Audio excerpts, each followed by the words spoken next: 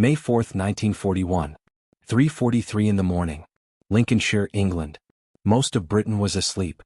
But at RAF Kirton-in Lindsey, the war did not stop when the sun went down. A Boulton Defiant of No. 255 Squadron was preparing for another night patrol. Its serial number was N3333, and its squadron code was YDB. In the cockpit sat Pilot Officer Arthur Alexander Sandy Ballantyne.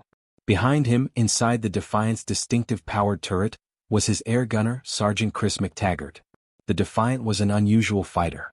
Unlike the Hurricane or Spitfire, its main armament was not concentrated in the wings or nose. Instead, 4.303-inch Browning machine guns were mounted in a rotating rear turret. The concept was simple and ingenious. Let the fighter's gunner attack enemy aircraft from almost any angle behind the Defiant. During daylight operations, that design had serious weaknesses. Once German pilots learned to attack Defiants from directions where the turret was less effective, the aircraft suffered heavily. But at night, the Defiant found a new role.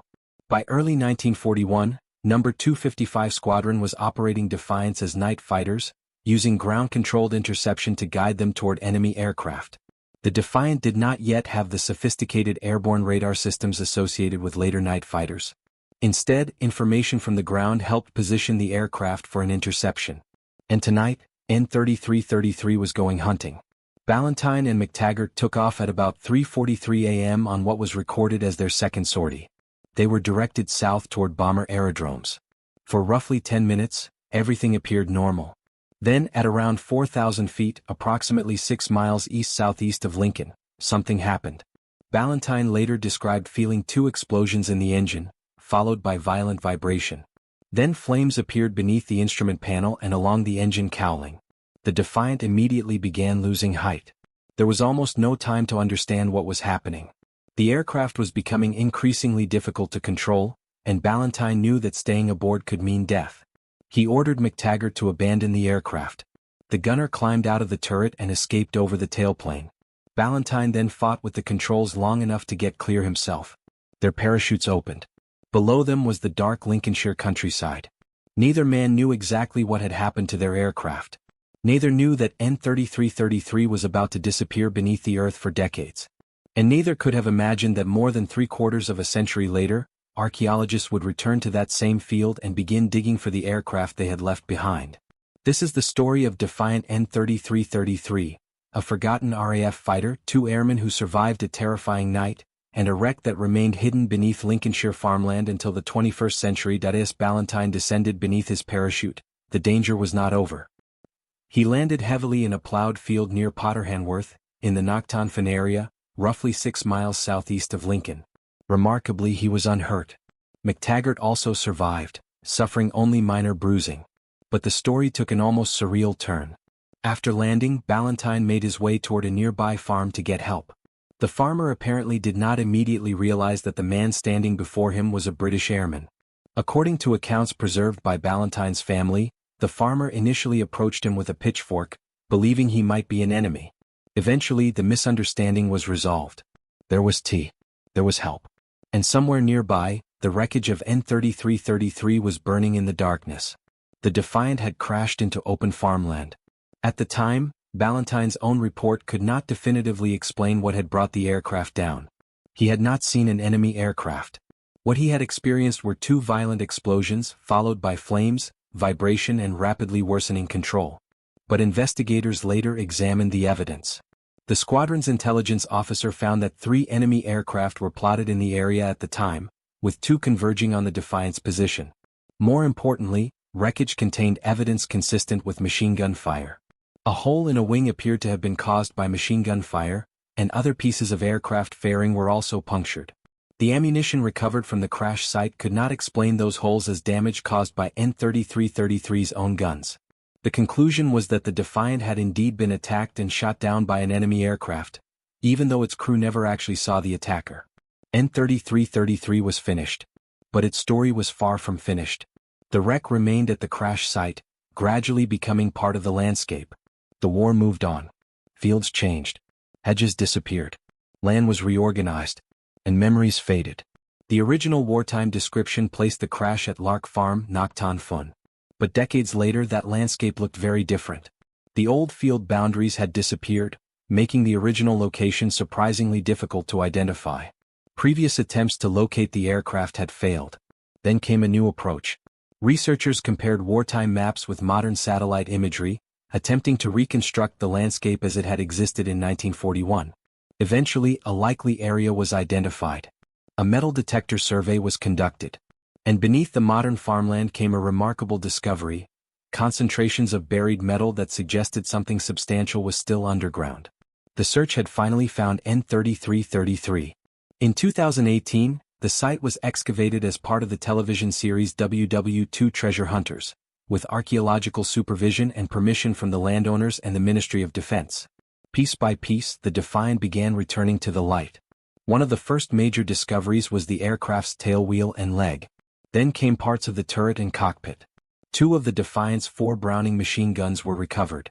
And beneath the wreckage lay one of the most spectacular discoveries of all: the Rolls-Royce Merlin engine. It had been buried deep in the ground, but remarkably, much of it remained recognizable. The excavation also produced cockpit components, instruments, oxygen equipment, hydraulic components, sections of the supercharger, landing gear parts, propeller components and other fragments of the aircraft. And the recovered engine offered another clue. The casing contained damage consistent with the violent events described in the wartime report. After 77 years, N3333 was no longer simply a line in a squadron record. It was physical evidence. A real aircraft. A real battlefield story. And a direct connection to the 2 men who had climbed out of it in the darkness of May 1941. Yet the excavation also left behind a mystery. Only 2 of the Defiant's 4 Browning machine guns were recovered. The whereabouts of the other 2 remained unknown. For historians and aviation archaeologists, that is part of what makes N3333 so fascinating. The aircraft was found, but the story still had unanswered questions. When we think about World War II aircraft today, it is easy to think of them as machines. Serial numbers, squadron codes, engine specifications, armament, combat reports, lost records. But N3333 reminds us that behind every aircraft was a crew. And behind every crew was a story. On the morning of May 4, 1941, Arthur Sandy Ballantyne and Chris McTaggart climbed into N3333 for what should have been another night patrol. They could not have known that their aircraft would soon be falling out of the sky. They could not have known that they were about to leave behind one of the most unusual aviation archaeology stories in Lincolnshire. And they certainly could not have known that their Defiant would remain buried for 77 years. Both men survived the crash. That fact alone makes N3333 unusual. The aircraft was destroyed, but its crew escaped. Ballantyne landed in a plowed field and eventually found help. McTaggart survived with minor injuries. The 2 men returned safely to RAF Kirton-in Lindsey. But their lives continued in very different ways. Ballantyne remained involved in RAF service and later worked in ground-controlled interception. During the Normandy campaign in 1944, he was involved with radar operations. He was eventually killed in Normandy in July 1944 after being wounded by German bombing. McTaggart survived the war. Later in life, he was known as Chris Madsen, and his story remained connected to the history of 255 Squadron and N3333. And then there was the aircraft. For decades, N3333 rested beneath Lincolnshire soil. The people who knew where it had crashed were gone. The landscape changed. The old farm references became difficult to match with the modern countryside. But the aircraft had not completely disappeared. Its metal remained underground. Its engine remained underground. Parts of its turret remained underground. Fragments of the cockpit remained underground. And eventually, determined researchers found it. The excavation in 2018 transformed N3333 from a forgotten crash site into a tangible piece of aviation history. Archaeologists recovered major components and hundreds of smaller fragments, allowing researchers to examine the aircraft in a way that written records alone could never provide. Perhaps the most powerful object was the Merlin engine. Imagine that engine in 1941, running beneath Ballantyne's hands, turning the propeller, carrying 2 men through the darkness. Then suddenly explosions, fire, vibration, a desperate order to abandon the aircraft, and finally silence. For decades that engine lay beneath the field, until someone dug it out. That is what makes aviation archaeology so powerful. It is not simply about finding old metal.